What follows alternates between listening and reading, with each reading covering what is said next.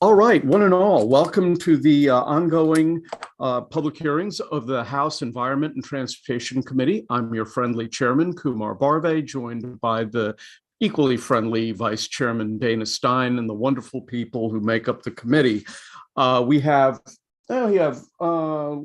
roughly 10 bills, roughly 43 witnesses who are going to be testifying. I don't put in very many bills, but one of my big bills is due in economic matters today. So I'm going to have to check out and Dana's going to have to take over. Behave yourselves in front of him when I do. And so let me first announce the order of the bills. The first bill is the Vice Chair's bill, Delegate Stein, 876. The second bill is House Bill 1059, a PGMC bill having to do with ethics. Third is House Bill 1136, which I understand that Delegate Anderton will be presenting to us. After that, House Bill 1147, Delegates Terraza and Lehman, followed by House Bill 1194, Delegate Saab and Chisholm, followed by House Bill 1200, Delegate Wells, 1216, also Delegate Wells, 1201, Delegate Jacobs, 1217, Delegates Motts and Adams, and the final bill of the afternoon will be House Bill 1228 by Delegate Crosby. And just to remind everybody in the committee, after the public hearing, we will have a very relatively long voting session. So just be mentally prepared for that. And so with that, let me introduce the Vice Chair of the committee. Dana, you've got 4 minutes. You need to unmute yourself. There we go. There we go. Thank you, Mr. Chairman, committee members. So in our committee, we talk a lot about the importance of forests and maintaining healthy forests. We've heard legislation related to the Forest Conservation Act, and last week we heard a bill about preserving old growth forests. But outreach to landowners and the public about the importance of healthy forests has been drastically cut back. 20 years ago, DNR's Forest Service had an education program that conducted seminars, school programs, and other outreach that taught that forests are much more than just trees. But that program was eliminated when the agency was downsized. The Forest Service still does not have enough staff to conduct outreach and education about our forests. So this bill would establish a Maryland Forestry Education Fund housed within the Maryland Forestry Foundation to bring back at least some of that outreach. The fund would provide training and education to forest landowners, district forestry boards, and local governments to make sure they're well briefed on everything from healthy forest management to urban forestry. The state has long recognized the need to educate residents on the important role that agriculture plays by funding the Maryland Agricultural Foundation. So just as the purpose of the Agriculture Foundation is to educate citizens about the important role that agriculture plays in the state, the Maryland Forestry Foundation, through this fund, would do the same for our forests. And by amendment, I'm reducing the size of the fund to $250,000. With that, I urge a favorable report. All right, let's turn now to Gary Allen with Maryland Forestry Foundation. Gary, welcome to the Environment and Transportation Committee. You have 2 minutes, sir. Thank you very much, Mr. Chairman and members of the committee. My name is Gary Allen, President of the Maryland Forestry Foundation. I'd like to thank Delegate Stein for advancing this bill, and I'd like to call your attention to the written testimony submitted by Maryland's last regular state forester in support of this legislation. He was unable to be with us today because of the rescheduled from the original timeframe that we understood it would take place in. But he underlines the need for forestry education and the lack of capacity within state government to address it. The Forestry Foundation was created over 30 years ago to assist local forestry boards to raise funds to achieve their mission to provide stewardship education to Maryland's private forest landowners and local government assistance in outreach. As the number of landowners and threats to healthy forestry sources have grown, new tools and resources are required. House Bill 876 is a modest step to strengthen the capacity of the forestry community. to address this goal. And we want to use the example to address similar needs in the ag community when the Agricultural Education Foundation was created and funded by the legislature over 20 years ago in response to their needs.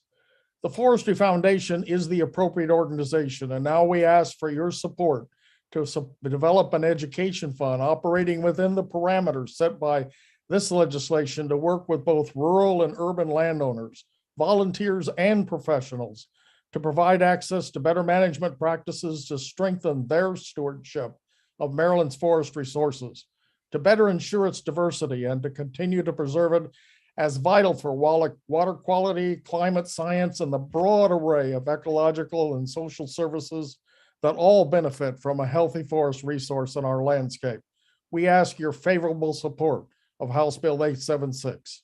Thank you very much, Mr. Chairman.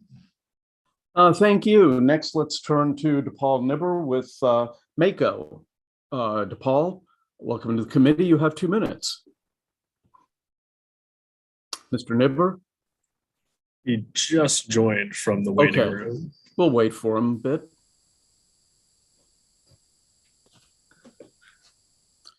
My sincere apologies, Mr. Chair. I seem to be having some technical issues. That's fine.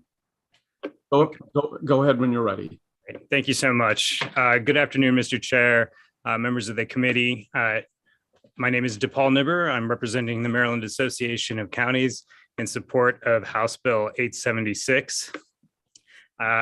Counties have been at the forefront of forest preservation, as can be seen from numerous conservation efforts in a number of different jurisdictions. This bill will help local governments in preserving more forest land. HB 876 builds on the work of our counties by providing additional resources for local government leaders in the forest conservation field.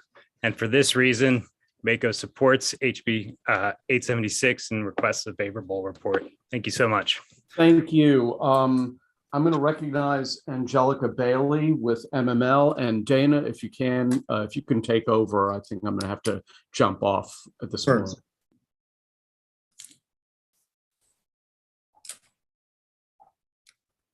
Mr. Vice Chair, shall I? Yes. Great. Thank Go you. ahead. Good afternoon, everyone. Thank you very much. Angelica Bailey with the Maryland Municipal League. We are in support of House Bill 876.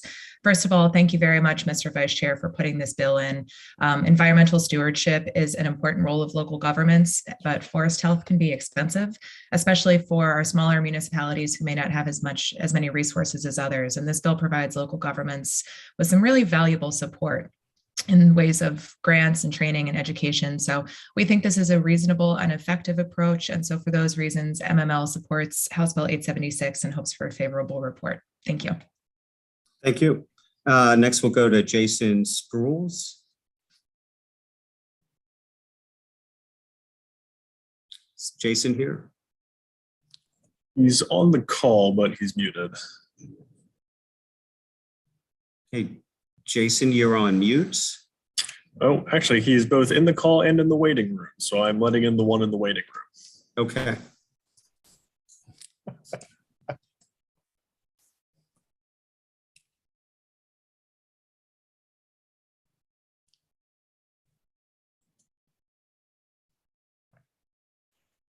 Mr. Sproles?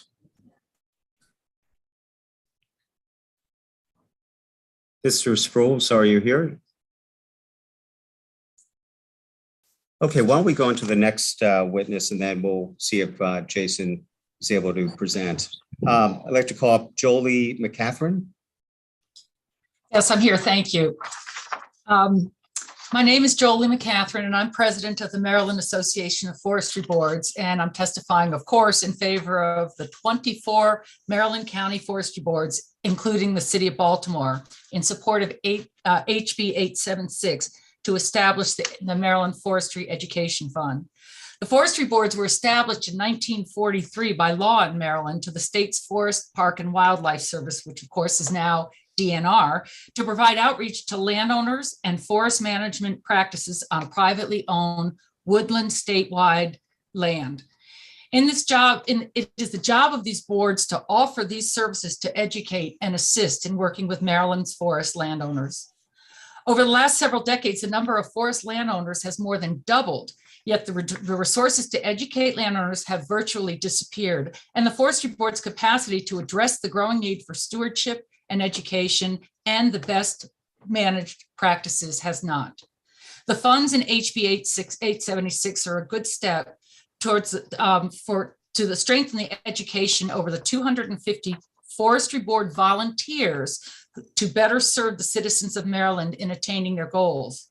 Board services now expands beyond just the production of wood products and covers such concerns as restoration of the Chesapeake Bay and management for climate benefits, addressing urban and suburban environments as well as rural areas, and to educate the public. HB 876 will enhance the ability and effectiveness of Forestry Board in collaboration with DNR and the Maryland Forestry Foundation, which the Maryland Association of Forestry Boards created to assist in achieving our mission, which is to promote the stewardship, conservation, and sustainable use of Maryland's forest resources. I strongly seek your support of HB 876. Thank you. Thank you. Is Jason Sproles here? I am here. Great. Got 2 minutes. Thank you. And hello, members of the General Assembly. My name is Jason Sproles, and I represent the Maryland Urban Community Forestry Board. And I wanted to voice my support in favor of House Bill 876, especially with the recent passing of the Urban Trees Program, House Bill 991. There's a concerted effort to plant trees in urban underserved areas, and I believe that groundwork to success underserved areas. I have the privilege of coordinating the Prince George's County's Right Tree, Right Place program, and in my experiences through coordinating that program, I've observed many times that these historic policies of racial and spatial segregation have resulted in inequalities in urban forestry access, which have had systemic forces that have affected the perceptions people in these areas have with trees. And I really firmly believe that we need to make an effort to support the expansion of education and outreach to many different groups to promote policies of inclusion and integrate education in Maryland. More importantly, I think right now there's a pretty big disconnect as a result of those inequalities that has led to underserved communities assigning different values and focusing on the disservices of trees. And I really believe that by educating people on the importance of trees will create a more valuable and resilient urban forest that's sustainable for many decades, that will include more people of different backgrounds, that will help clarify perspectives and priorities to make it easier for practitioners to manage our urban forests. So I want to ask for support from the General Assembly in favor of House Bill 876. Okay, thank you very much. Those are all the witnesses for the bill. No one signed up in opposition. Are there any questions for me or any of the witnesses? Delegate Weibel. Yes, Mr. Vice Chair, I know you'd be disappointed if I didn't ask my standard question from DBM. So any thoughts on the not mandating the spending, given that the General Assembly has that authority beginning next session? Well, I guess I'll say I've reduced the size of the fund to $250,000. So it is less of a recurring appropriation than initially in the bill. So I would say that this is, $250,000 is nothing to sneeze at, but it's a more modest appropriation, and that this is an important activity that we should specify. Okay, thank you. Mm-hmm. Any other questions? All right, well, thank you very much. That ends the hearing for House Bill 876. Next, we'll turn to House Bill 1059. Let's see, I saw Delegate Carr earlier. Didn't know if he's testifying. Delegate Carr, are you testifying for HB 1059? Yes, sir. Okay, great. Welcome back. All right, thank you, Mr. Chair. Good afternoon, distinguished ENT colleagues. For the record, I'm Delegate Al Carr, and I'm here on behalf of the Montgomery and Prince George's County delegations to present House Bill 1059, Under current law, our 3 bi-county agencies that serve Prince George's and Montgomery County are required to have ethics regulations that are similar or substantially similar to state rules. This bill requires each of these agencies to annually certify to the State Ethics Commission that they are in compliance. So they would be regulated more like we regulate our counties and municipalities. There was a favorable vote from both delegations, and I ask you for your favorable report. Okay, thank you very much, Delegate. Any questions for the bill sponsor? All right, seeing none, thank you very much, Delegate. That ends the bill hearing for House Bill 1059. Next, we'll move on to House Bill 1136, Delegate Adams. Delegate Anderton is going to do that for Delegate. Oh, right, that's right, Delegate Anderton, right. This is either going to make you extremely happy, extremely disappointed, or really non-committal, but I'm filling in for Delegate Adams on a bill that we've been working on, House Bill 1136. Mr. Vice Chair, committee members, it's Friday. Hope you all doing well. I would ask how you all doing, but then you don't have to unmute at the same time, and that would be confusing. So House Bill 1136 is a very simple bill. It deals with the requirement where state employees are prohibited indefinitely from consulting on projects that they were a part of as a state employee when they're now in the private sector. And so it's an issue for us on the shore because we have septic issues, as you know, and we have folks who work for the state, for the county, as state employees who designed septic systems, and now these systems are failing and they are unable to help correct or rectify the issue because they're prohibited from consulting at this point. So this bill simply just adds state employees to existing legislation that applies to us, saying that we can't deal with state business for 1 year after we leave office. And so it puts the state employees in the same posture as elected officials. And so with that, I will ask for a favorable report so we can help rectify this transmission thing that should not have happened in the first place. So thank you. All right. Okay. Thank you, Delegate Anderson. Are there any questions for our fellow ENT member? Nothing against Delegate Adams. Great bill. Always good to have Delegate Anderson testify. So it's a great bill. It's a great bill. And since Delegate Adams isn't here, I will use his coin phrase, and I'll say this to you, or I'll say to you this, that this is a great bill. all right. Any questions? All right. Seeing none, you've completely persuaded us, Delegate. So Perfect. Thank you. Okay. Next up, House Bill 1147, Delegate Terraza.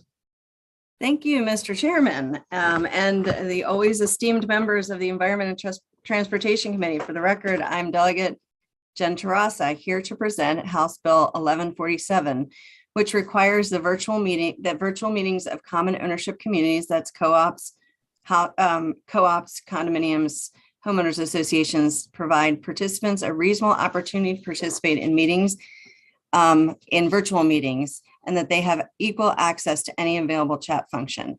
You may recall that the General Assembly passed legislation last year authorizing the governing bodies of these COCs have the ability to use virtual meetings, a virtual means of conducting meetings. That was Delegate Holmes' Bill 1023, and it passed unanimously out of committee in both chambers and was enacted in June of 2021. This bill, my bill, simply clarifies some best practices for those meetings. As member as Delegate Holmes' Common Ownership Community Task Force, as a member of his task force, which was a great task force, we met from June to January. I participated in conversations about how virtual meetings have been conducted over the year. And while these meetings may have begun as a result of the COVID pandemic, it's become clear that they'll remain a regular option for communities. And such meetings are convenient and effective way for families juggling work, family life, to have an opportunity to attend. With regard to the meetings conducted by COC boards, some concerns have been raised in the task force and from some of my constituents that HOA boards have been using the chat feature without opening it up to attendees so that they can see it, or blocking the chat altogether. We've also heard that community members were muted or not given the ability to unmute, and thus were prevented from participating in the meeting in any meaningful way, or ask questions, or even objecting if they observed a violation like lack of quorum. Without any ability to participate in the meeting, their presence in the meeting in the Zoom or the virtual, whatever virtual platform is no different than merely watching it on TV or watching a recording. And this has really been an issue, something that bodies across the country have been grappling with. Of course, we've all experienced or heard of an experience when somebody has become disruptive in a virtual meeting. And that's why this bill provides for the ability to mute a participant if they become disruptive and are provided a warning.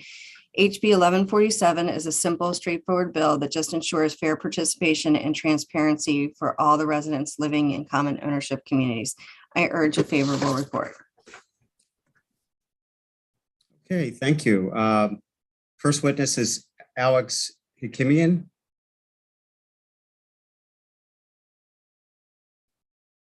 Is Alex here?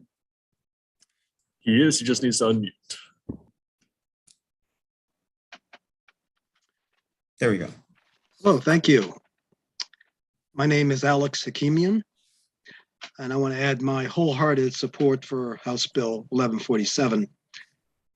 As the times we live in change, our laws should adapt to those changes. And as common ownership communities adjust the way they operate, the state laws that govern those communities should be adjusted, as well as to protect their residents.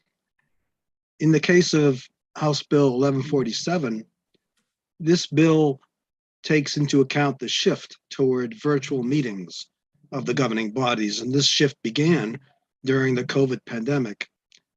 But it could persist into the future, even after this round of COVID ends. This bill contains some common sense provisions that help ensure that the rights of residents will be respected and that their voices will still be heard, even if they are not physically present at the governing body meetings. So I close by urging a favorable report on House Bill 1147. Thank you. Okay, thank you. Next is Patricia Thomas. Good afternoon, Mr. Vice Chairman and members of the committee. This bill represents the need for communication engagement for those who live in cooperatives, condominiums, and homeowner associations to have the right to be connected in all meetings for all members. Boards have to do some pre-planning to make sure that they have met the needs for all of their residents. The plans for virtual meetings should be provided to our residents for discussion, clarification, and any further modification. I believe this bill has included all segments of the residential population.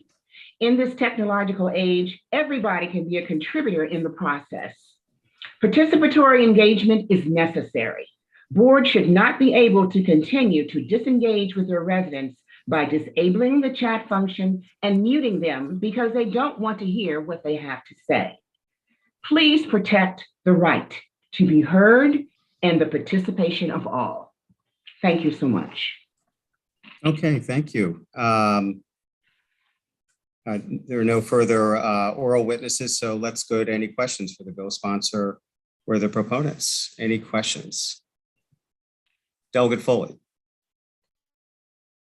Yes, thank you, Mr. Vice Chair. To Delegate Terraza, just because I wasn't here when the bill that you referenced was passed last time, does this doesn't require anyone to actually have online meetings, right? Or does it?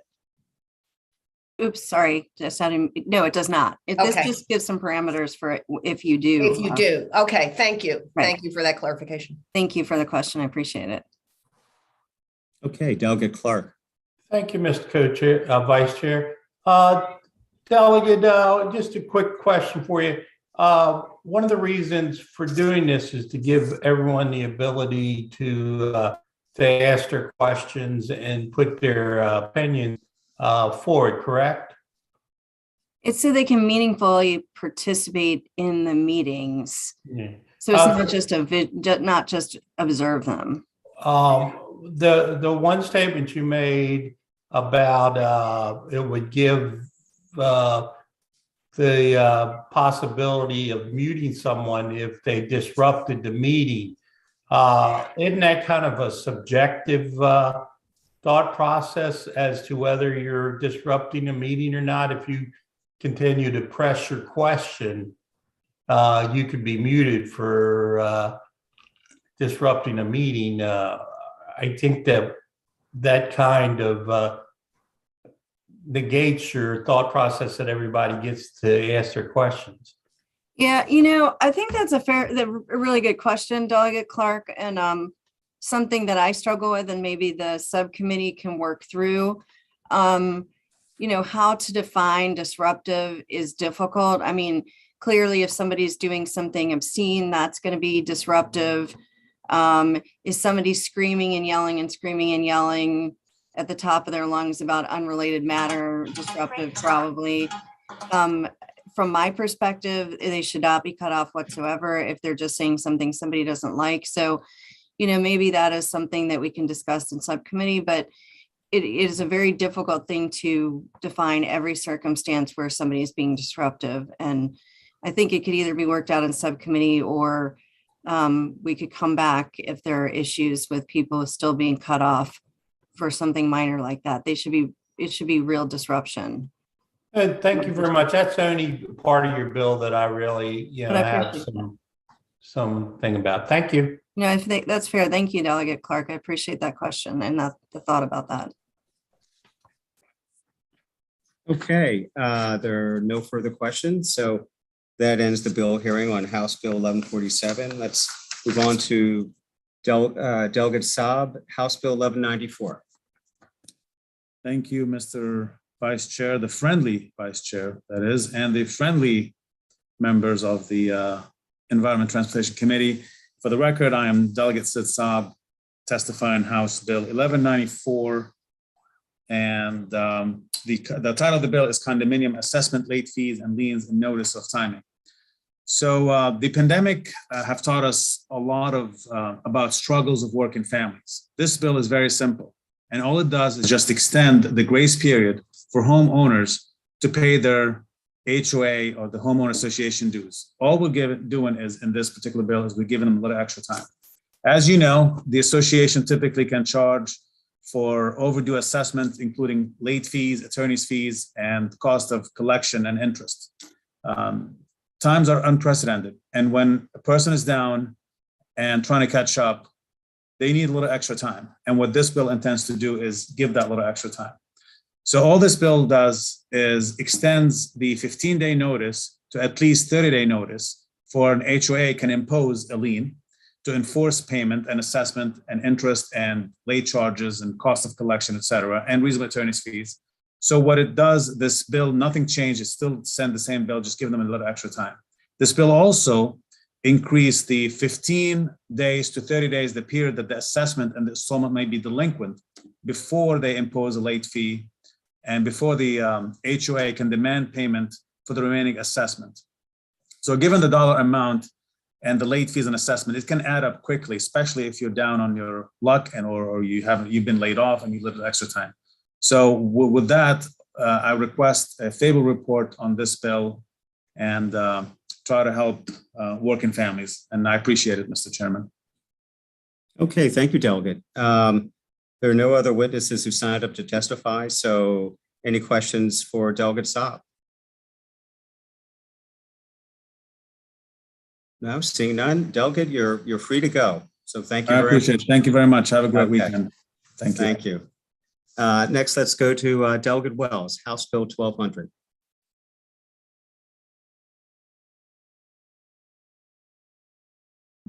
Thank you. That came faster than I anticipated compared to our long hearing days that we've had the past couple of days. But for the record, Mr. Vice Chair and members of the committee, I am Delegate Melissa Wells. I'm here to testify on HB 1200. Currently, when issuing permits to emit air pollution or water pollution, the Maryland Department of Environment does not take into account any of the other pollution sources in the same proximity. Rectifying the situation is complex. However, the state, through the University of Maryland, has already designed a tool to identify the sources of this pollution, the Maryland EJ screen.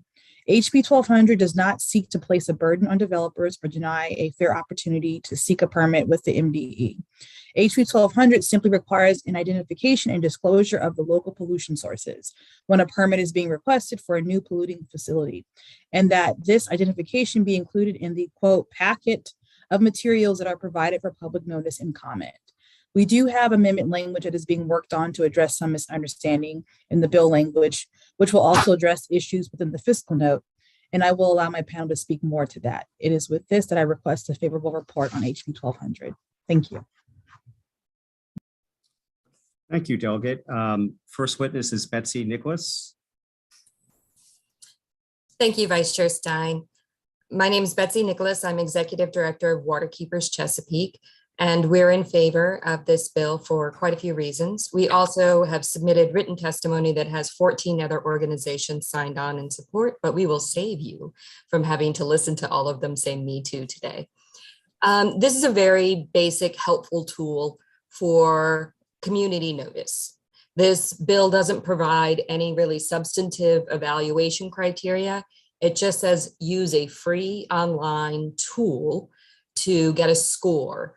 And that score identifies areas of concern in the neighborhood, such as pollution sources. It includes socioeconomic factors, demographic information, and it provides a score, like a number, like 60. And the applicant for a permit to discharge pollution just needs to include that score. Should take about 5 minutes or less to do that. Then what Maryland Department of the Environment is asked to do is two different things. One, verify the information that is provided by the applicant, and then provide the indicators that were evaluated, such as the socioeconomic factors, demographics, pollution sources, in the public notice that they provide for the permit. So it's very simple, but it helps to identify issues earlier in the process than might otherwise happen. And that really helps all sides so that you can have conversations between community groups and new proposed facilities that are going in, or those that have a higher pollution load than down the road. So it's, again, very basic, very simple. I think there was some misunderstanding that led to a fairly high fiscal note on this, and hopefully we can get that resolved. And with that, I'd like to ask for a favorable vote from the committee. Okay, thank you. Oh, I'm back, Dana. What bill are we on? Okay, House Bill 1200. The next witness is You know what, Jared Hawkins. Keep going. I'll catch up. Okay, Mr. Hawkins. Yes, thank you. Chair Barve and members of this committee, thank you for providing the opportunity to testify in support of House Bill 1200. Delegate Wells, thank you for sponsoring this important piece of legislation. My name is Jared Hawkins. I'm a senior associate with High Street Strategies. I'm testifying in support of House Bill 1200 on behalf of Waterkeepers Chesapeake. This is a simple bill to ensure communities are able to have an active and better informed role when there is proposed land development in or around their neighborhoods. Addressing cumulative environmental impacts in communities is complex. However, simply identifying the existing sources of pollution and the social determinants of health in an area is more than feasible. The University of Maryland College Park's Maryland Environmental Justice Screen Tool creates an opportunity to do just that. This bill does not seek to place a burden on developers nor deny them a fair opportunity to seek permit with MDE. In fact, MDE didn't submit a letter of information or take position on this bill. House Bill 1200 simply calls for transparency, requiring identification and disclosure of local sources of pollution when a permit is being requested for a new pollutant facility. The Waterkeepers strongly believe in HB 1200 would help the environmental justice movement provide transparency so communities can make better informed decisions and provide another tool for MDE to protect our bays, rivers, and coastlines. For this reason, we urge a favorable report on HB 1200. Thank you. Okay, hold on. Okay, thank you very much. We'll go to Pam Casemeyer, who signed up in opposition, and then we'll entertain questions from the committee. And so, Pam, welcome back to the committee. You have 2 minutes. Pam? I was on mute, sorry. Okay. Mr. Chairman, members of the committee, Pam Casemeyer on behalf of the Maryland Delaware Solid Waste Association. And really, this is one of these bills where you could have been support with amendment or oppose.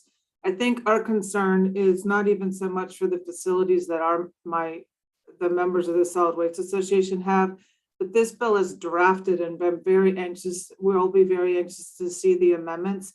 Basically applies to every single permit that the Department of the Environment issues, which means even in communities where you need like a stormwater permit or something in a community that has nothing to do with facility development, it's every single permit at MDE. And so there's a concern that the tool is great, and there's probably good times where it should be used for all the objectives that the proponents want, but I think it doesn't necessarily have to be applied to every single permit. The other piece of it is you all enhanced the charge of the Environmental Justice and Sustainability Communities Commission. And it may be, because the tool is well recognized, it may be that this commission could look at how best this tool could be incorporated into the permitting process in order to achieve the objectives of the bill. I think our concern was it's sort of blanket application to all permits regardless, does create a big staffing. You all have heard how understaffed the department is, and it creates a tremendous amount of work related to just incorporating it into every single permit and how it gets looked at. So it isn't the objectives, it's the details of the bill that I think are broader than necessary to achieve their objectives. Okay, we have, thank you very much. We have a couple of questions. First question goes to Delegate Sarah Love. Thank you, Mr. Chair. Good afternoon, everyone. Either Delegate Wells or actually Betsy or Jared, whoever wants to answer this. Betsy, you had started to talk about the fiscal note, and that was actually my question. Can you tell us a little bit more about that? Yes, Delegate Wells, I can take this, and if you want to add anything, feel free to jump in. So the fiscal note right now calls for 12 new personnel at a cost of $1 million within the Maryland Department of Environment. And I think that they misunderstood the intent, and that's what the proposed amendment is to clarify, that we didn't want to constrict how MDE was to describe the impacts or be overly prescriptive. So we allowed that they could develop regulations, but all that they are doing is providing a plain language explanation of what that score means. Because well, maybe I would, but most people would look at the score and not know what a 40 means or 76. And so what we want MDE to do is just indicate what that score means practically for that community and neighborhood, and include that as part of the public notice on the permit. They don't have to then do further steps on the analysis, just include it so that it's out there, transparent, and people can identify issues really early in the process. And MDE is currently using this tool. Some of you may be familiar, Delegate Love, I know you're familiar with, a backlog of permits at Maryland Department of the Environment.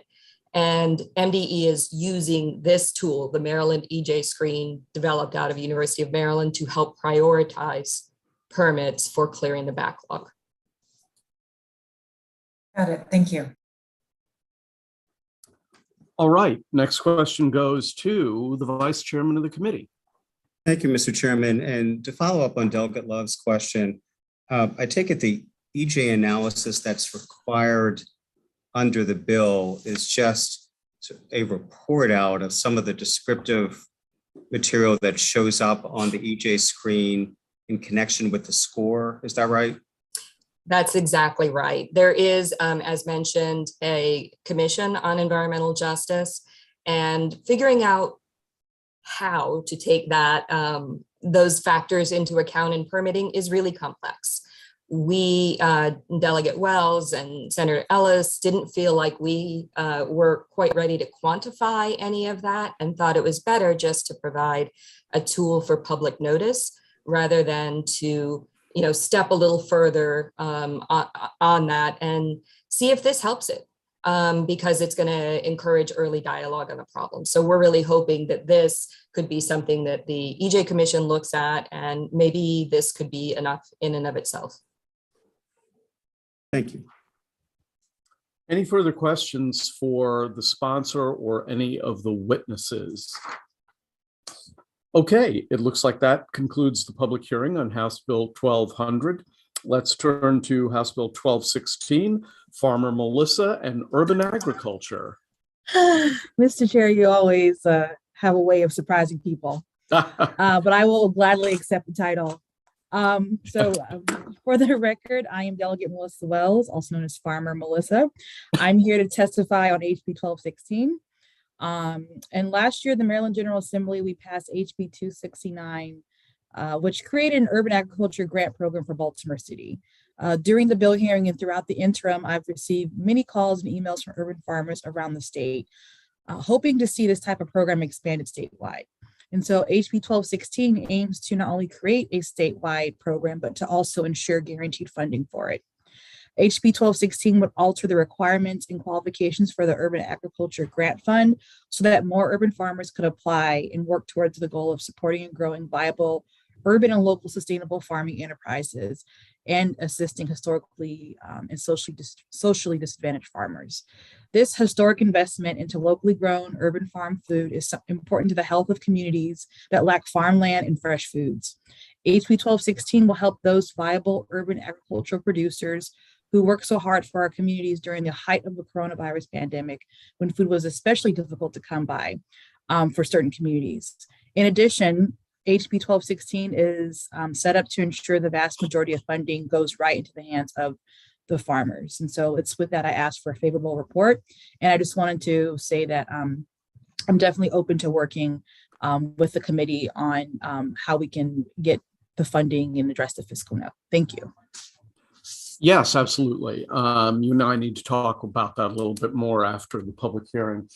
Okay, next up, Martha Nathanson with LifeBridge. Martha, welcome back to the committee. You have 2 minutes. I do not believe she's present. Okay, in that case, you don't have 2 minutes. How about Colby Ferguson? Yes, sir. Thank you, Mr. Chair, members of the committee. Colby Ferguson on behalf of Maryland Farm Bureau and here in support of House Bill 1216. I think this is a very comprehensive bill that really looks to do a lot of things for some farmers that have been pretty much underserved for a lot of years. We had a bill in, the Delegate Boyce had in, I talked about how we needed to fix some infrastructure problems, and this bill kind of comes in at a different angle and really focuses on those technical assistance, some capital improvements, as well as even securing real property. And so that's why the fiscal note is where it's at. It does have a pretty hefty number in front of it, and something that we hope won't be a deal breaker that we can navigate through. But really a bill that we hope is something that can be looked at as a way to really bring urban agriculture to the forefront. More importantly, to really start to address some food insecurity, and more importantly, also work on some ag education from the farm. And so with that, we hope there are some clarifying amendments that we have worked with stakeholders on, that Delegate Wells has most graciously worked with us on. And we support those amendments that I believe Delegate is going to bring forward by subcommittee. And it just clarifies some things, farmer eligibility, things like that. So with that, we would encourage a favorable report. All right. Next up is Robin Clark with the Chesapeake Bay Foundation. Robin? Good afternoon, members of the committee. Robin Clark with Chesapeake Bay Foundation here today in support of HB 1216. Urban agriculture has a potential for reducing pollution, creating green spaces within developed areas, capturing carbon through trees and the soil. We've seen a great growth in urban agriculture and an interest for urban agriculture. The Farm Alliance of Baltimore reports that 10 years ago, they started working with 4 farms. Now they're up to 16. They're always getting more interest. We've been holding these statewide calls on the subject of urban advocacy, farming in advocacy in the General Assembly this year. And we're getting interest from Howard County, from Prince George's County, Montgomery County Economic Development Commissions joining in to hear more about urban agriculture and what they can do to support this growing trend. Relatively recent book, Farming While Black, has a wonderful introduction. The author of the book is Leah Penniman, but even in the introduction, it describes discrimination and violence against African American farmers has led to their decline from 14% of all farmers in 1920 to less than 2% today, with a corresponding loss of over 14 million acres of land. In Maryland, the last urban ag census of 2017 had minority farmers at about 3.6% of farmers, and that was an increase from the last census of 2012, where they were about at that 2% number, 2.7%, I believe, in Maryland. The Farm Bureau mentioned this bill will in part allow some of the funding to go towards securing real property, could help reverse that trend and take advantage of this trend towards urban agriculture. The amendment to the legislation, if that requirement at the very end of the legislation to educate elementary students was removed, the breadth of this grant could reach even more farmers. For that, we support. Thank you. Okay, thank you very much. Next, we have Farmer Chippy, who we missed a few weeks ago in public hearings. So Farmer Chippy, I think I saw you out there. You're next to testify. You have 2 minutes, sir. Well, he was in the waiting room. I think he may be having some technical difficulties. He's left and rejoined a couple of times. Okay, so let's try him later. And we're going to go to Steve McHenry, who's signed up favorable with the amendment. Steve? Yes, thank you, Mr. Chairman, members of the committee. Good afternoon. My name is Steve McHenry. I'm Executive Director of the Maryland Agricultural and Resource-Based Industry Development Corporation, much better known as MARBIDCO. We very much are in favor of this legislation with amendments we expect the sponsor will be providing that makes a couple of improvements to the bill as introduced. We've been working on this subject with multiple stakeholders over the last 6 months, and this is really the final component of 3 bills that have been introduced this year on urban agriculture. Mr. Ferguson referenced a couple of others, and this is a very important part of the puzzle to help better support urban ag. You've heard from my colleagues who've covered various aspects of the importance of the bill. We are here to support commercial urban farming everywhere in the state, and that particularly includes in our cities and urban areas. So with that, Mr. Chairman, I think the sponsors developed some amendments that will really move this bill along, and with that, we urge a favorable report. Okay, terrific. Next is Doug Adams with us. Doug? I don't believe he is, but it looks like Farmer Chippy has arrived. Oh, well, excellent. Farmer Chippy, welcome to the committee. You've got 2 minutes, sir. Hello, everyone. Thanks for having me. We have a wonderful opportunity here. I'm Farmer Chippy from the Urban Agriculture Farm in Baltimore. It's called Plantation Park Heights. We've been doing this agriculture thing for a while, this urban agriculture. It's been working for us because we've been able to onboard community members, children, farmers, people from the academic community, and also Marsibo, as Steve was talking earlier. Our job here now, we have an opportunity to use urban agriculture as a tool to onboard those who were left out in the past. In our experience, working with Farm Bureau, working with Maryland, University of Maryland, and working with Farm Alliance from Baltimore, we've come up with a wonderful project called AgriHood Baltimore. We're going to build a thriving marketplace, community shared agriculture, and urban farmer training resource institute. This will offer us the opportunity to onboard new and beginner farmers. I feel this bill addresses all of this. We want to decentralize the processing and the production so that communities can get control. This bill is set up in a way where it presents an opportunity to support those who are doing the work now and create a pathway for elementary kids to get involved so that we in Maryland can preserve and promote farming. Thank you for the opportunity to present. And Delegate Wells, you rock, girl. Keep it up. We agree with you. Okay, let's see if Martha Nathanson has joined us. Martha, are you around? No? I don't believe her or Doug Adams has joined. Okay, well, you know what? Let's go to questions, and if they turn up, they turn up. The first question, actually, right now, the only question is with Delegate Weigel. Thank you, Mr. Chairman. Delegate, my question, so you're expanding the program that was instituted in Baltimore City. I don't know if Farmer Chippy is a result of the previous bill, or can you talk a little bit about whether the program's ever been implemented in Baltimore City and what the successes and failures are of that program? Thank you, Delegate Weibel. So actually our intention was to come back this year for funding for that program. And so it has not been in operation, but given all the interest for it to go statewide and given that we have some successful models across the state, we thought this would be the year to expand it and to seek funding for it. Okay, thank you. Thank you. Okay, any further questions? Or one last call, Martha Nathanson or Doug Adams? No? Okay, then I guess that's it. We're going to move on. That's the end of the public hearing for House Bill 1216. Let's go to House Bill 1201, Delegate Jacobs. Thank you, Mr. Chairman. And let's hope the system holds together. I've had OIS up here looking for contaminants in the system. You're not wearing your tinfoil hat, though, so that's a positive sign. Neil's got it right now. But I did have some work done. Okay, good.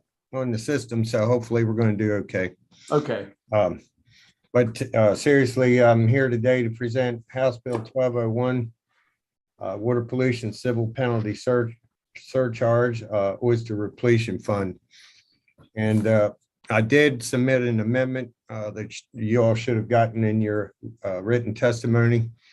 The word administrative should have been inserted behind civil in the bill. If you look at the fiscal note, it does reflect that the administrative piece is in there. But I'm here to present 1201, which is a bill that requires MDE to impose a surcharge be collected on existing civil and administrative penalties for water pollution violations. The surcharge revenues must be deposited in an oyster repletion fund, which is established by the bill and used for specific oyster repletion projects. The Oyster Repletion Fund is a special non-lapsing fund in the Department of Natural Resources, requiring that surcharges be deposited to the fund and used to finance the repletion of natural oyster bars in waters impacted by water pollution violations. The surcharge is an addition to a civil or administrative penalty imposed under existing law for a violation and must be equal to 25% of the total civil and administrative penalty imposed. This fund may be used only for oyster repletion projects in the form of spattle and shell, and to the extent practical, a surcharge collected for a water pollution violation must be used to fund oyster repletion projects in the county where the underlying water pollution violation occurs. DNR must work with the County Oyster Committee for the county where the violation occurred to identify natural oyster bars within that county for repletion, or if no natural oyster bar is within that county, is suitable for repletion, natural oyster bars within an adjacent county will be selected. According to the fiscal note, MDE and DNR indicate they can implement the bill with existing resources. And also, what really has driven me to this legislation, Mr. Chairman, is I've been monitoring overflows for 12 years, and they pretty much are consistent in the state of Maryland. They're very close to 2,000 documented overflows every year. The gallons of that pollution to go up and down based on wet years versus dry years, but the numbers are pretty consistent. And this past year, we've had problems with Back River and Patapsco wastewater plants. You know,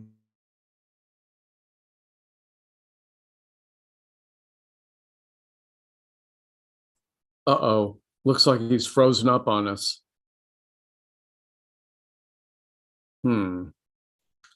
Those guys at OIS better get on the job there. Jeez. Careful, they're listening. What's that? They're listening. Yeah. Well, that's embarrassing for them. Yeah. So I mean, I presume you're able to hear me fine, which means it's really a problem in his office. All right. Well, somebody. Mr. Chairman, I let him know about it and he's trying to come back. Okay. Well, wait. Well, what at least we can do is wait for him a little bit. Yeah. well, apparently There we go. Do I hear your voice, Jay? Yeah, it kicked out again, Mr. Chairman. The system did. I don't know what's going on over here on the south side. Okay. We got to rewire this end of the building or something, but You must be in the rural part of the building. I must be. I'm not Yeah. sure exactly where I was in my testimony. I may have been talking about dead zones in the upper Yeah, I bay. think you were talking about dead zones. Go Okay. ahead. So this year they were extraordinarily high, and we really, I'm trying to do is put some filter feeders at the point of source from where these pollutions take place. And you know, I really believe it's time that we start putting oysters where they can do some good, where we actually have pollutants, take pollution from not just wastewater treatment plants, but industrial pollution. It doesn't matter what form it is, but we got to do a better job of point of source, trying to clean some of this mess up. And that's really the purpose for the bill, is to get something in place where these actual pollution episodes take place. And with that, turn it over to you. Yeah, nobody can disagree with that. Let me recognize to the committee, Robert T. Welcome back to the committee, Robert. You got 2 minutes. You're on. Robert T. Brown, President of the Maryland Waterman Association, Chair and members of this committee. This bill has been long overdue. Even though these overflows are accidents happen, but when you have an accident, you got to try to correct things. And by helping to put oysters into the bay, which will help filter the water that's into it. And it also, not only they filter the water, they also help our economy as we go along. And, you know, some of these areas get closed for a portion of time and we can't work into them.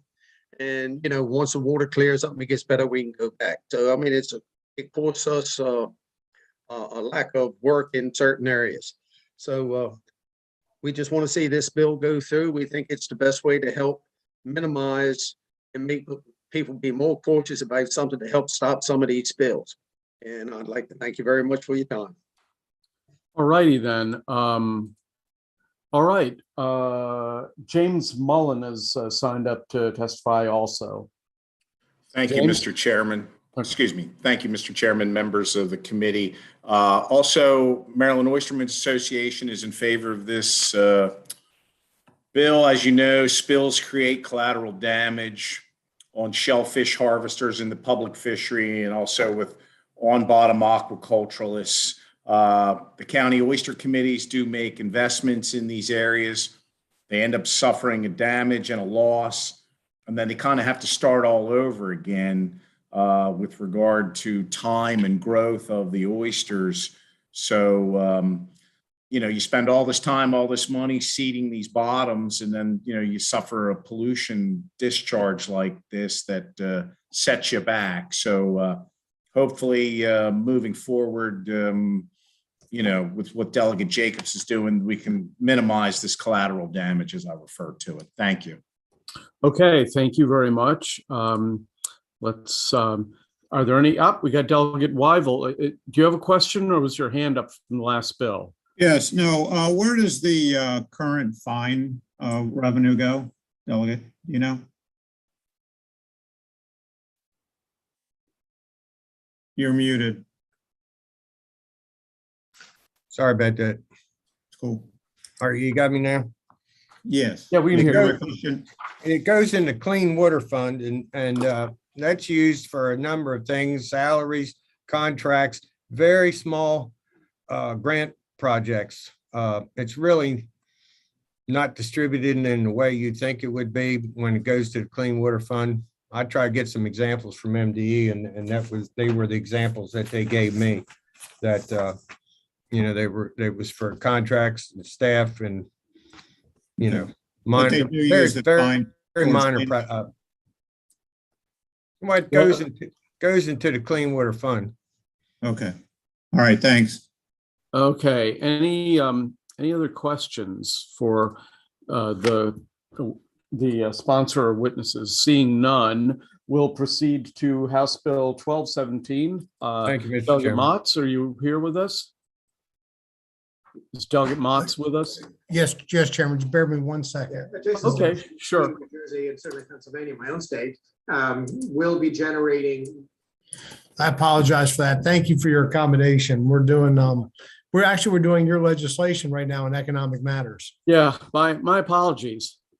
We were here until 8 o'clock last Friday, so there's that. Well, it's an honor to be before Environment and Transportation Committee colleagues. I'm presenting for the record, Johnny Mouth's delegate for District 37B, Talbot, Caroline, Dorchester, Wacomico counties. I'm presenting HB 1217.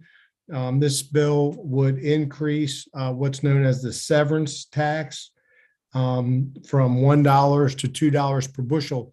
That's a tax that's assessed based off of removing an oyster from the public bottom, and it would increase the export tax, also known as the inspection tax, from 30 cents to $1, and that's the assessment for taking the oyster out of state from Maryland.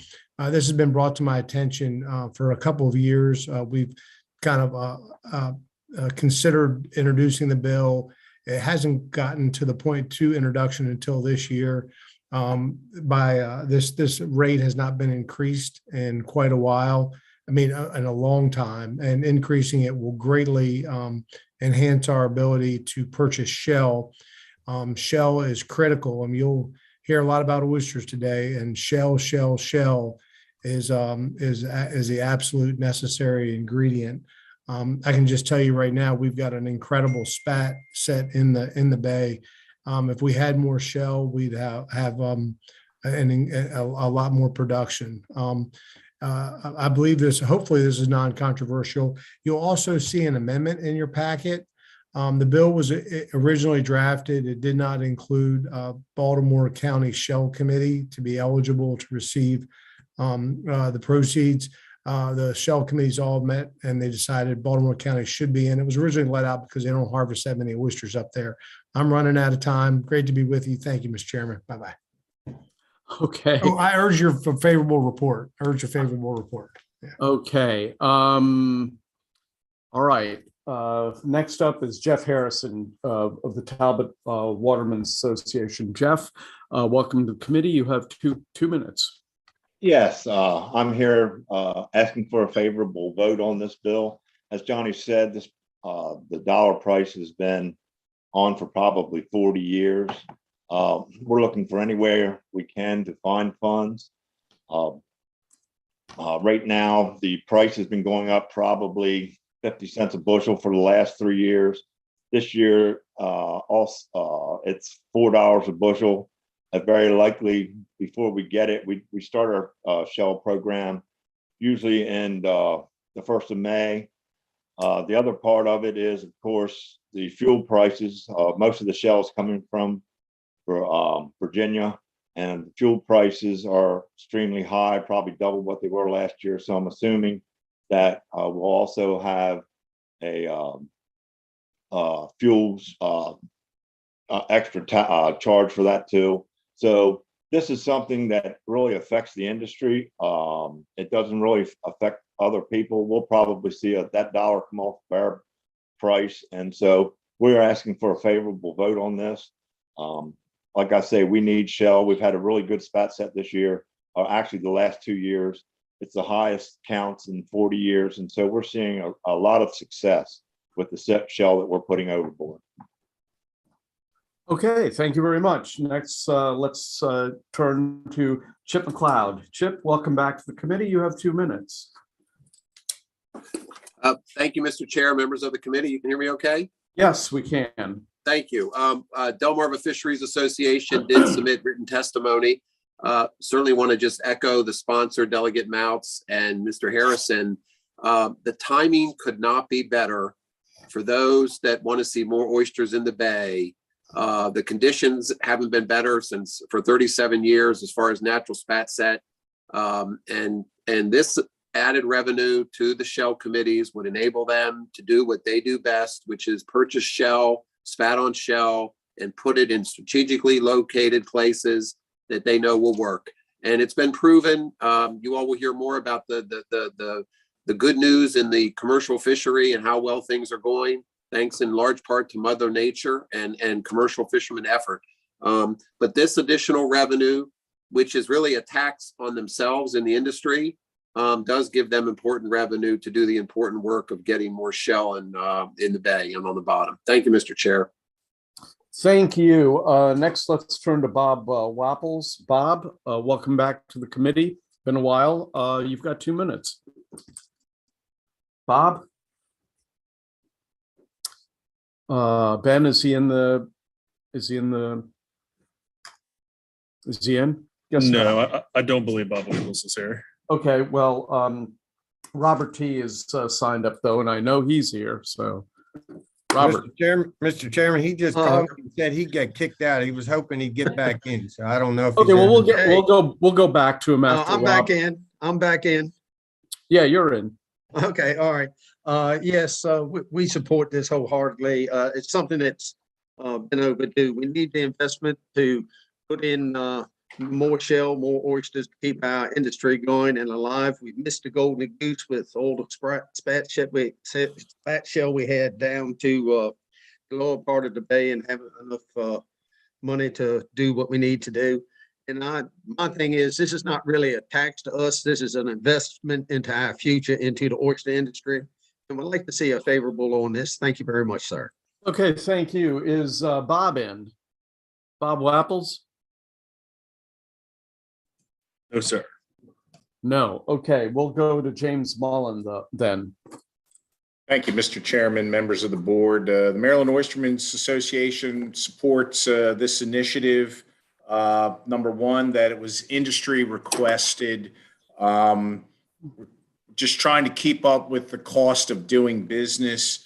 The severance tax has not been increased in a number of years, and just the cost of doing business. So this is, hopefully you'll vote in favor of it. It's industry requested, willing to take it on, and this could go a long way, for what's being asked moving forward. Thank you. Okay, Captain Rob Newberry. Captain? Mr. Chairman, how are you today? Doing great. How are you doing? Good. Figure this one out. It's not my wife's name. Okay. Yeah, Captain Rob Newberry, Delmarva Fisheries Association. We fully support this bill. And one thing I want to emphasize on this bill, this is not what can be really called a tax, because this is not taxed upon the general public.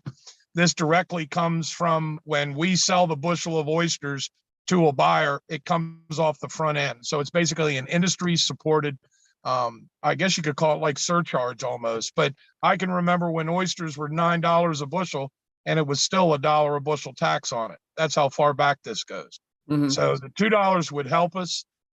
We're at this year, according to the department, we're over 400,000 bushels in harvest this year. The way it stands with the money that we have, we're only going to get half of that shell back. And this would enable us to, move forward, get more shell on bottom for spat. and increase habitat for the oysters. But I want to emphasize, this is not a tax that will affect any general public. This comes out of our pockets directly. So I move for a favorable vote on this. Thank you very much. Thank you. Now, one third time, Bob Wapples. Bob out there? Well, Bobby's probably still working. He would try to get on, and down where he is in Vienna, they don't have the best reception down there. Okay, all right. Well, we've got a number of questions here. The first will go to Delegate Love. Thank you, Mr. Chair. Delegate Mouts, this sounds like a very good bill. I just have one question. You're increasing taxes, right? Yeah. Just checking. Thank you. Yeah, I did not take the pledge, but it's a balanced thing. I mean, this needs to happen. So you've got me. Okay. Jay Jacobs is next. Jay? I hope he's not in his little internet dead zone. I'm looking for my tin hat, Mr. Chairman. Okay. What I wanted to bring up here, if you recall, there's been some confusion we've had with the Potomac River Compact. We had a bill hearing a couple weeks ago, and we've been trying to figure that one out. Between the Potomac River and the state of Virginia. Well, what happened back in 2013 was they changed their oyster inspection tax to.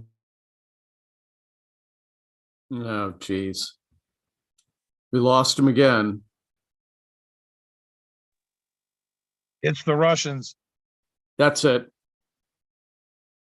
That's it. Geez. I don't like it when. And he's a member I actually like.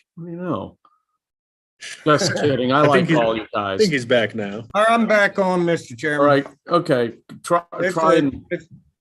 It's definitely something going on over here with this internet service. I'm hardwired in, and it just keeps kicking out. I don't understand. Mice must be eating the cables. Yeah. Well, anyhow. I think I was talking about the fact that there's the inspection tax was raised on the Potomac and Virginia, I believe Virginia as well, at $2 a bushel. I was trying to verify that with anybody that has spoken in favor of the bill, if they knew what the inspection charge was in Virginia. I know according to this compact, it's $2 a bushel as of 2013 in Potomac. Can anyone verify that? Well, we can have staff verify it. Okay. Well, we've been trying to deal with this legislation done with that compact.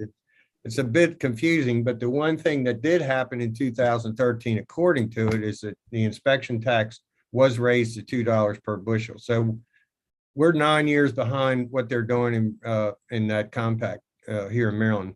That's the point I was trying to make. Isn't that so? That appears to be so. We'll go to Regina. We'll go to Delegate Boyce next. Thank you, Mr. Chair. I think Delegate Jacobs answered my question. I'm curious about how long it's been since these prices have raised. Are you saying 2013 or we're talking longer? We can have staff find out. Okay, and then my next question is, I understand that this is, the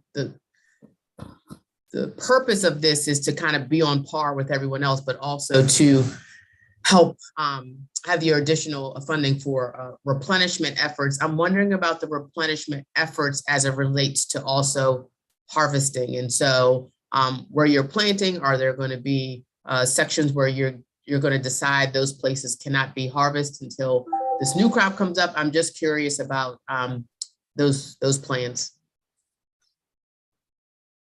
Does anybody want to take a crack at that? Bob would be great at it. Is Jeff Harrison on the call? Jeff could do a great job with that also.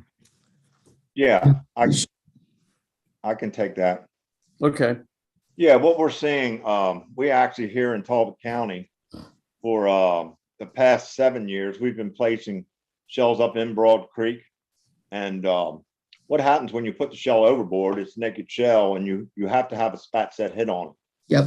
So we were fortunate enough that in Broad Creek, after 7 years, Broad Creek has been named the best tributary in the whole bay, even succeeding neighboring Harris Creek, which is a sanctuary. So, but what happens when you put these shells overboard, or when we put shells overboard, it takes at least 3 years. Yep. To be able to harvest off of them. Yeah, I do know that. I'm just wondering, because I think what I'm hearing is saying you're doing replenishment efforts, but I also heard the delegate talking about cleaning up our waters too. So I'm just curious about, is there going to be a ratio between which you want to somewhat remain to help with the cleaning of our waters versus what we want to help grow and harvest? So I'm just curious about that. Yes, well, what happens, and it's like I said, when we put these shells overboard, they'll stay there for as much as maybe even 20 to 25 years. So yes, I mean, what you'll do, you'll harvest some off of them, but they still stay there. And then plus those oysters through that 3 years are filtering the bay. And also, unlike what a lot of people think, we don't catch every last oyster. Got it. Some of them, but we don't catch every last one. So there's always some left over for the next year. Understood. Thank you, sir. Okay, and the next question goes to Delegate Lehman. Thank you, Mr. Chairman, and thank you for bringing this bill, Delegate Motz. I just wanted, I was curious to know a very, very quick historical perspective on yield. I think somebody here today mentioned you're on track to harvest like 400,000 bushels, I believe. Historically, how many years has it been since we were in the millions of bushels per year, and then where we are now? I can take that if I could, Mr. Chairman. Sure. Where we are right now, when we stopped the seed and shell program, roughly back in the last time we were at over 1 million bushels would have been back in the 70s, late 70s, early and mid 80s. And it started to decline from there on in because the amount of shell was, we were running slack on the shell.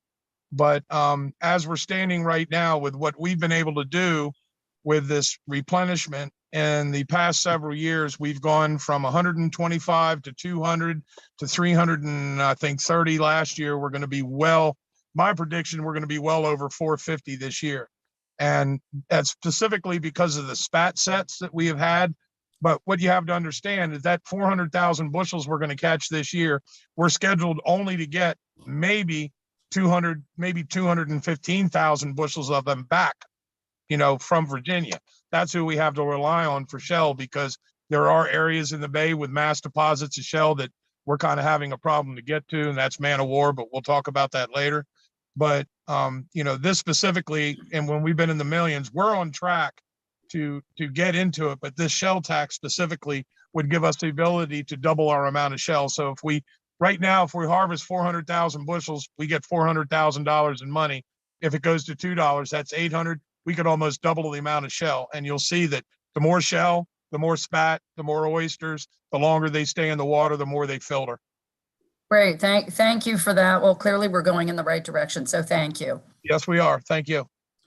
Okay, I don't think there are any more questions except that Delegate Motz, I mean, this bill seems familiar to me. Do we have a bill like this in the past? Somehow it seems familiar to me. This is what, I did. I put the bill in a couple of years ago, and it was a last minute idea. We were having these discussions about oysters. We always have them. And it came up. It's like, Johnny, we haven't raised this amount hasn't been adjusted, in the longest time. And so I agreed. I said, well, I'll put a bill together. And I put the bill in, but I quickly realized there was a little bit more research we had to do on the legislation. So we withdrew it and didn't have a hearing on it. Okay.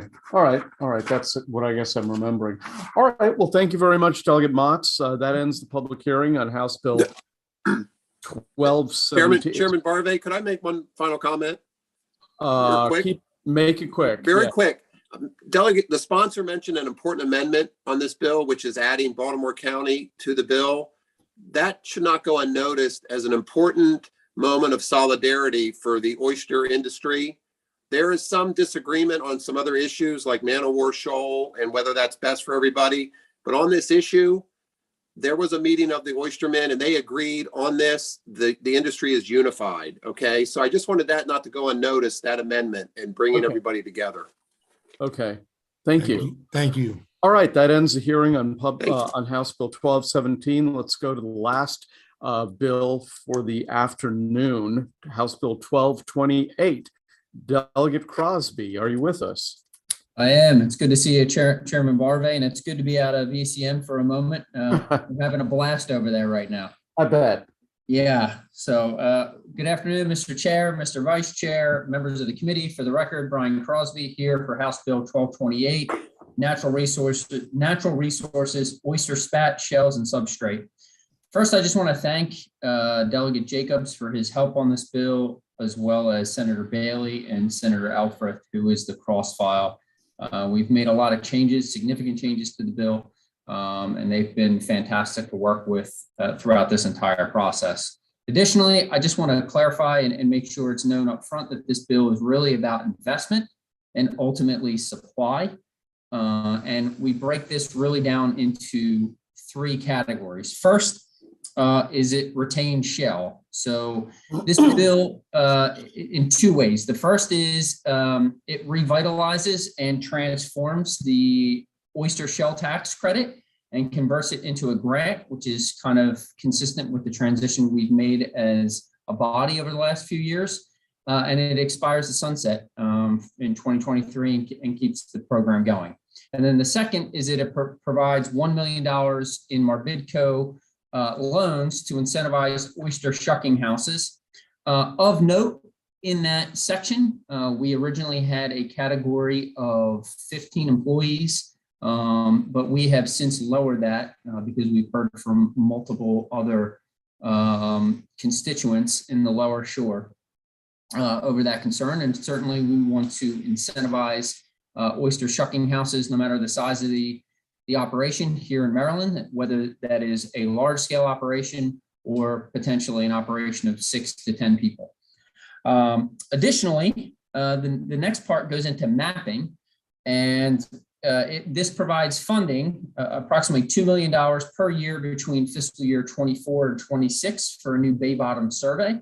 The new bottom survey is very important because there hasn't been one since the 1970s, as all of you are aware. And the state, it also mandates that the state, mainly UMCES, works in conjunction with the federal government to complete the bottom survey and then report back to the General Assembly its findings. And then the last is SPAT. And for those at home that are not familiar, SPAT is essentially a baby oyster. And we have really set out for a lofty goal of achieving 5 billion spat on shell each year by 2025. And to do that, the bill provides $20 million in capital funding in fiscal year 24 for UMCES to build a second hatchery in Horn Point, named after late Speaker Mike Bush. And it also includes $2.5 million infrastructure upgrades to Morgan State's Pearl Laboratory hatchery. Oyster Restoration, as this committee is extremely familiar, is one of the most important environmental issues in the state of Maryland.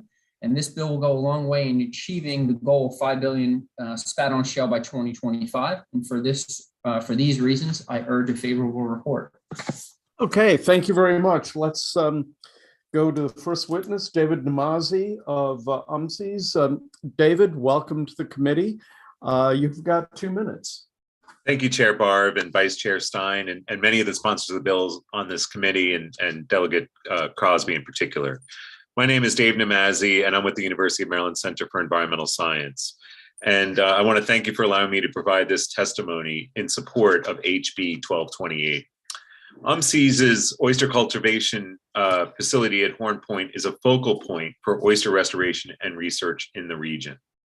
Researchers are working cooperatively with other organizations to continue to improve production methods and learn more about how to best return our once abundant oyster resource to the Chesapeake. UMCES has produced billions and billions of spat on shell over the years, largely, but not exclusively, for restoration purposes. In partnership with DNR, UMCES scientists have led the development of an oyster stock assessment. Additionally, UMCES has a seat on the Oyster Advisory Commission, which recently developed a series of consensus-based recommendations on enhancing oyster populations. As a key partner in oyster restoration, UMCES has the expertise and supports this bill and is ready to assist in achieving its many goals, such as building a facility to produce additional SPAD, identifying and enhancing shell availability, assessing suitable substrate for restoration, undertaking a survey of current and potential oyster bottom, and other such studies. UMCES stands ready to assist the state of Maryland in enhancing oyster populations and supports HB 1228, and we seek a favorable report by the committee. Thank you very much. Thank you. Let's go next to Doug Leggum. Doug, welcome to the committee. You have 2 minutes. Quickly, Mr. Chair, can I hop back on to ECM? If you need me, somebody can text me. I'll hop back on here. Go ahead. Thank you. Okay. Next up, Doug Leggum. Doug? I don't believe Doug is present. Oh, all right. We'll try and find him. I did see Allison Colden out there. She signed up favorable with amendments. Yes, Mr. Chair, I'm here. Thank you, Mr. Chairman, Vice Chair, members of the committee. My name is Dr. Allison Colden. I'm the Maryland Senior Fisheries Scientist with the Chesapeake Bay Foundation, here in support of House Bill 1228 with amendments. Oyster shells, spat, and substrates are key building blocks of oyster restoration, aquaculture, and the public fishery throughout Maryland, as you've heard.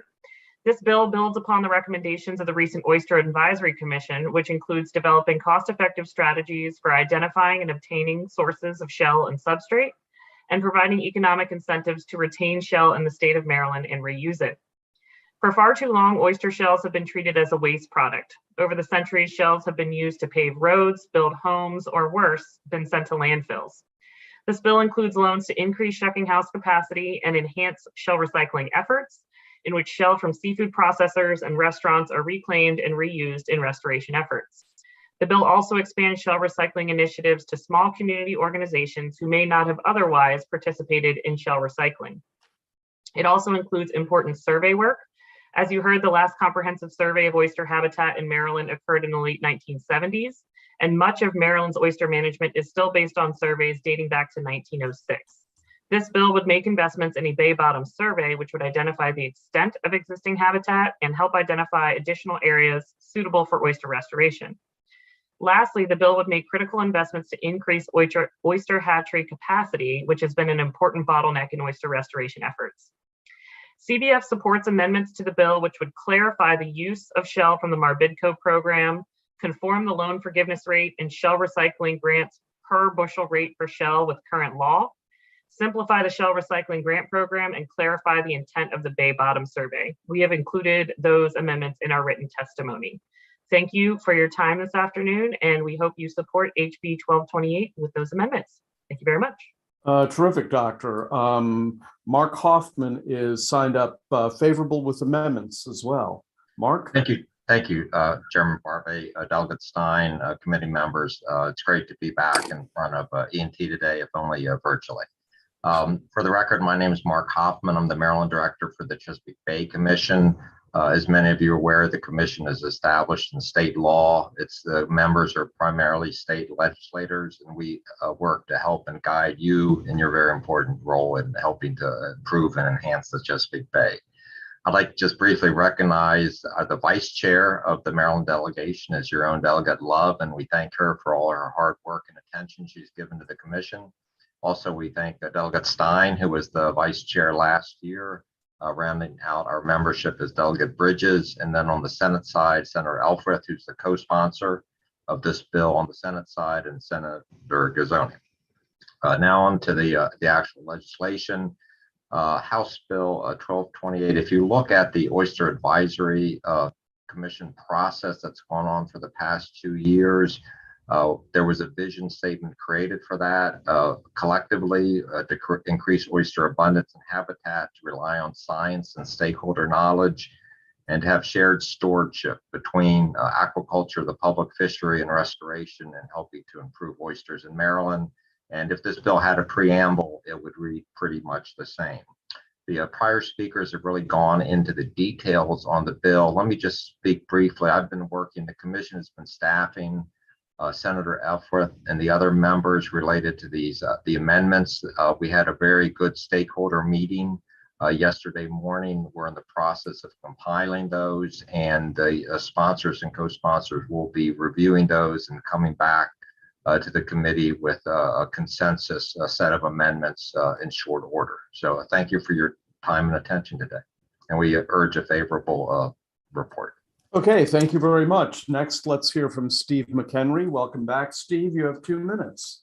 Thank you very much, Mr. Chairman. Steve McHenry again with Mar Bidco here today in support of House Bill 1228 with amendments. Mr. Hoffman just referenced that a package of amendments the sponsors will be introduced are being developed. And I'm pleased to say that in the written testimony that I provided to you, I did note the need for 3 amendments. And I believe all 3 of those amendments are going to be accommodated in the package of amendments the sponsors will be bringing forward. Just to recap, Mar Bidco does not only serve terrestrial-based businesses or agricultural and forestry industries, but we also endeavor to serve our aquaculture and seafood industries as well. We offer a number of loan programs today, and the sponsors have asked us, with the funding of $1 million provided in this bill, to set up another program to help seafood processors who are engaged in processing oysters and in the process helping to return oyster shells that were resulting from those business activities to the DNR and to other appropriate purposes. So with that, we urge a favorable report with amendments. Thank you very much, Mr. Chairman. Thank you. Next, let's go to Robert T. Brown. Robert, welcome back. Mr. Chairman, members of this committee, my name is Robert T. Brown, President of the Maryland Waterman Association. House Bill 1228, favorable with amendments. This will help improve our hatchery capacity on oyster larvae, which is well needed. And with our oyster houses that we have very few oyster houses like we used to have in the past. And we need to have more oyster houses to retain the oysters in the shell in the state of Maryland. The recycling program, it helps and it's a good program to have, and I'm glad to see them get a grant instead of having to wait for credit on their taxes. The Bay Bottom Survey, which is long overdue. You can only do the best science when you have the best data, and this will help bring us more data for that. It's been a long study on substrate, which will complete to stay on, and oyster spat on shell is included in that, the size and the survival of healthy larvae. There's $1 million set aside for Eastern Bay and its sanctuaries to help replant it, and $1 million for the Eastern Bay and the public fishery. And these are needed in both of those areas, and I urge a favorable with amendments on this. Thank you, sir. Okay, thank you. Next, let's hear from James Mullen. Mr. James. Thank you, Mr. Chairman and members of the committee. I'm Jim Mullen with the Maryland Oystermen's Association. We support the spirit of the bill because it took pieces from the recommendations from the Oyster Advisory Commission that some of you put together a number of years ago when we finished our work there. So we understand the amendments are still in process, and there's an active work group working with those, bipartisan, of course. That's very positive, and we also feel it's very positive that the public fishery, aquaculture, and restoration are also included in this bill. And truthfully, in the last 12 to 14 years, I think that's a first. So we had a little bit of trepidation and some apprehension, but hopefully if we can get to the finish line where everybody's not going to get everything, but everybody gets something, I think that's a win-win in your arena in terms of legislators and bipartisan. So hopefully we can get there and everybody gets something out of this that they can live with. Thank you. Thank you very much. Has Doug Legum joined us? Is Doug, you here? I don't believe so. Okay, in that case, we're going to go to, there are 3 people signed up in opposition. Let's go to them and then we'll entertain questions. First in opposition, Jeff Harrison. Jeff, welcome back. My name's Jeff Harrison, and I'm president of Talbot Waterman Association, and I represent over 250 oystermen in Talbot County. I also was on the Oyster Advisory Commission, and for the last 2 years, we've been working through the consensus process. And a lot of the things in this bill did come from that process, but there are other things that did not. And in particular, the hatchery the $20 million hatchery. I kind of oppose that because we really didn't discuss it. But also, just 3 years ago, the hatchery at Horn Point, after heavy rains in 2018, wasn't able to produce hardly any larvae at all. And, with this bill, they're trying to consider putting another $20 million hatchery up there by that one. So I have a problem with that, because if we have those same conditions again, we might have 2 failed hatcheries. Also, there's a new hatchery right here in Talbot County, the Ferry Cove hatchery, that's just opened up and come online. So I don't see the need. But if we do get to a point where we do need a new hatchery, I don't know why we don't try to find one where it's in saltier waters. The hatchery at Horn Point's up way up the head of Chop Tank River with fresh water, and that was part of the problem in 2019. So I suggest maybe looking into Morgan State University. There is some monies for Morgan State University here to upgrade their facility. And I suggest that if we do have to have a new hatchery, that we put it there. And so I'm still opposed to this, the way it's written. It's been changed so many times. It's hard to keep up and down with everything in the bill. So I ask for an unfavorable on this. Thank you. Okay, thank you very much. Next, Captain Rob Newberry. Captain? Chairman, my name is Captain Rob Newberry. I'm Captain Rob Newberry, Chairman of Delmarva Fisheries. This bill specifically, we do not support this bill. One of the main issues, we represent Kent, Queen Anne's, Talbot, and Dorchester counties. And I reached out just as of this morning and yesterday, and to the heads of those counties. This bill's a moving target. Everybody knows that. And a moving target bill is not a good bill. And there are issues here. Our main objection is, until we exactly see what the amendments will be and we can take it to our membership here on the shore, we will not be supporting this bill. Specifically in the bill, I asked some questions about the Bay Bottom survey, if it was going to be a comprehensive survey, like a comprehensive rezoning plan that encompasses everything. And, the oysters, the clams, the SAV lines, the patent tong lines, the crab lines, and all that. And I was told, no, it would not be. It would be point specific and doing just oysters. That's an issue because in 1904, when the 8th survey was done, those bars could have been 400 acres. And with sediment and pollution and whatnot we have in the bay, some of them have shrank to 30 acres. That means losing more bottom for the industry. We can't take any more bottom lost. Another issue is the $20 million for a hatchery. Regardless of where you put the hatchery, I asked that question too, and I was told it could be as high as $60 million. Why don't we take some of that $20 million, invest it, like Jeff said, in these other places? Right now, SPAT is $400 per million, is $400 per million larvae. At $1 million, we can have almost 2 billion larvae right now. Why can't we get those from what hatcheries we have here? And if not, I've called hatcheries down as far as Texas and Louisiana. They can deliver them up here at a cheaper price in 12 hours. So it's not the fact we don't have it. I think we need to explore it. But the most important issue is the transparency of this bill. I talked to buyers, packers, and shucking houses. Even one of the shucking houses, the gentleman that owns it, sits on the OAC. He was never contacted with any of this. A lot of the people in Somerset County have not been contacted, and they have a member on there. And also, I don't think, we get the information, we pass it on as soon as we get it. The last time we got information was at 4:30 the day before the bill was heard over on the Senate side. And for me to get to the members that we represent in that amount of time it's not good. So, this is a moving target bill. We ask for an unfavorable vote on this. And if it does go anywhere, either go to summer study or go back to the OAC where it needs to go, because this bill has just got way too many amendments on it. The time frame that we don't have 10 years to wait for another hatchery. There's a new hatchery online. They've been completely ignored in this process, which they shouldn't be. It's not fair to them.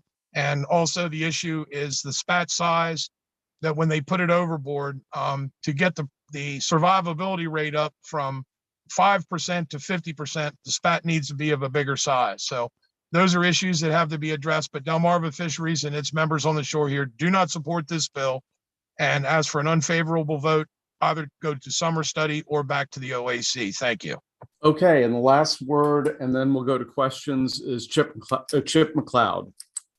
Thank you, Mr. Chairman, members of the committee. On behalf of Delmarva Fisheries Association, I think Captain Rob and Jeff Harrison summed it up very well. Just want to echo a few things. We just see that instead of a new hatchery, invest in what we have, accentuate the positive. There are hatcheries that could use the additional money to improve the processes and systems that they have. And also the quality of the spat, like Captain Rob mentioned. There's a concern with the public funds used to buy spat and larvae that the size that it's being pushed out of the hatcheries and thrown into the water may not be, the survivability is just so low. Let's not forget 95% mortality rate, and that's generous. So capacity in these hatcheries to allow this, their product to stay in the tanks longer would do well for everybody. So we ought to look at the quality and accentuate the hatcheries we have and not think about investing in new. And the cost, that estimate is probably pretty low. The other issue is studies. There's language in the bill about studying alternative substrates. We just have to say again, there is no need to study the fact that the preferred substrate is natural indigenous Chesapeake Bay shell. That should be a fact that everybody agrees with. To spend time and energy looking for alternatives is a distraction. When we have shell, we know where there's natural shell, and there's a good debate, robust debate on getting it. So we're concerned about spending time looking at alternatives when, to a man and woman that understands the bay and oysters, there's nothing better than natural shell. And we have plenty of it in Maryland, and we're losing it all to Virginia. We can't forget that. The other issue is triploid versus diploid oysters. You know, for years, some of the spat produced or larvae coming out of the hatchery was triploid. They don't produce. It was testified in the House side that that's no longer the case. However, if you look at the order form for UMSIs, it looks like they are still selling triploid oysters. Just everybody keep that in mind. We're investing public money that in some cases on oysters that don't reproduce. And if the goal is more oysters in the bay, that ought to be thought about. Thank you very much, Mr. Chairman. We do have written testimony we submitted. Okay, it turns out Doug Leggum did join the committee. So Doug, you will get the last word, and you're welcome to the committee, and you have 2 minutes, sir. Okay, thanks. So first of all, as to the expense of this bill, in comparison to owning a car, it's like changing the oil. The value of the bay has been estimated at $1 trillion. That from a Baltimore Sun article. And it's like in terms of scope, the money in this bill is comparable to changing the oil on your car or painting the wood trim on your house. It's a very small percentage. Number two, it's great to have shell. It's a good bottom, a good substrate. The only thing is it doesn't exist. Perhaps you could use unicorn horns instead. So in order to get shell, I hope everybody agrees on the shucking houses, because that's a relatively low cost fix. It is difficult to hire the people, but we could get help doing that. And right now the shell is going to Virginia, and you have to buy it back from them. You have to go to Virginia, beg them for the shell, pay top dollar for it, and bring it back here. As far as being able to mine any of the shell out of the bay, I don't see that happening. So you can use the stone at least for sanctuaries, and possibly in the fishery, if you can adapt the stone to the size of the tongs. Maybe you can, maybe you can't. That's what studying it's for. As far as the study of the bottom, the last study was done in around 1970, and you're still using information from the 1930s in some cases. It doesn't make sense. We should be studying the bottom expanding the hatchery and seeing what else is available. But the most important thing is the shucking houses in Maryland. Okay, Doug, I think you've gotten your 2 minutes there. Thank you very much. I'm glad you were able to finally get in here. Okay, we have a number of questions. First question goes to the Vice Chair of the committee. Okay. Thank you, Mr. Chairman, and thank you to Delegate Crosby for bringing this bill. I certainly support its goals of increasing oyster spat and oyster shell available to Maryland. I've got two questions. The first is about the cap of $250,000 in grants or loans to incentivize new oyster houses. I assume that there's been some research on this and that $250,000 would be enough to incentivize a new house oyster shucking house to come online. I mean, to me, it seems a little low, but I don't know much about those types of facilities. So I guess that's a question for anyone. Maybe Steve? Thank you, Mr. Chairman. I have not been intimately involved with the sponsors on this particular aspect of the legislation. They seem to think that houses could be sized to support a certain number of jobs. So in the amendments, you're going to see that the loan financing will be provided based on the viability of the project, but also on the number of jobs expected to be created and retained over a 5-year period. So I believe my amendments speak to $16,000 a job. I believe that the current number that the sponsors are using is $25,000 a job and per job. And so $250,000 is a reasonable sum for an expansion project. I don't know. I don't think you're going to be buying new real estate with that, but it could be a suitable sum.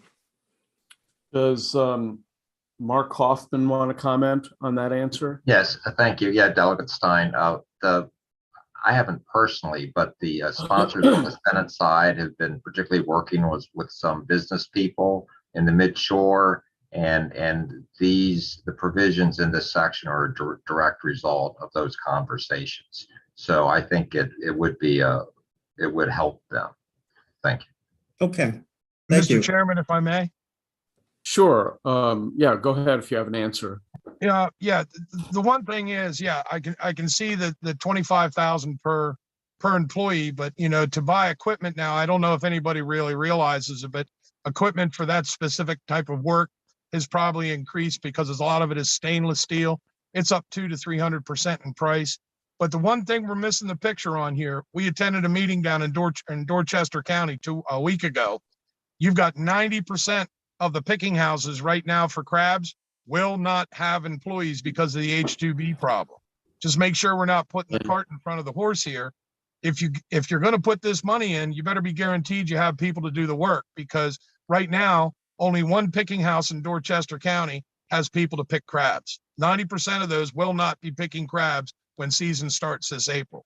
So, they don't just pick crabs, they pick oysters too. So without the help, where's this money going to go? That's just my comment to it. I wonder if you could use prison labor, if you could train prisoners, or if you could have a high school training program. I think it's a little light, by the way. I'd like to see another $100,000 a shocking house for what it's worth. Okay. Next question goes to Delegate Jacobs. Mr. Chairman, I'm sorry. I just had one more question, if that's okay. Okay, sure. Yeah. Go ahead. Thank you. And my other question is about the research relating to oyster substrate. So we know that's a controversial topic. So could someone answer how broad or narrowly focused that research will be, or is that to be determined?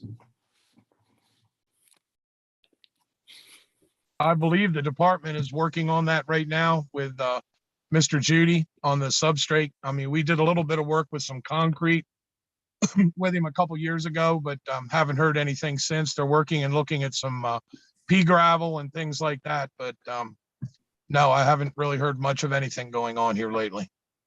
I believe Dr. Colden has an answer for you. Thank you, Mr. Chairman.